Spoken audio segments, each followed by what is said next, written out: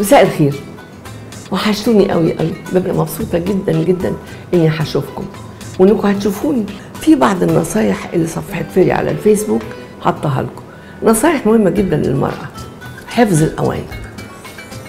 اما تيجي النهارده تشيل الاواني اللي هي مغلفه بالماده المانعه للالتصاق، مهم قوي انها ما تتخدش.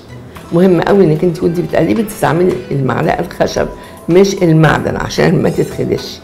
وانت بتدخليها في الدولاب حطي المناديل الورقيه، حطيه بين كل راق والتاني عشان تمنعي انها تتخدش. لما بتتخدش ممكن قوي تسبب بعض الامراض لافراد اسرتك. نصيحه تانية بالنسبه للثلاجه، ساعات بنبقى مستعجلين ونحط بعض المأكولات من غير ما نغطيها.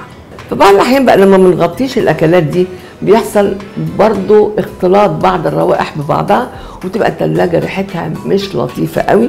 وحتى الميه بنيجي ساعات نشرب الميه نلاقي ريحتها كارفه روائح اخرى. في الحاله دي تجيبي قطعه فحم كبيره، طبعا مش مولعه يعني، قطعه فحم بس كده، وتحطيها جوه الثلاجه هتمتص كل الروائح. ومن حين لاخر تغيري الفحمايه، تحطي فحمايه جديده وهكذا.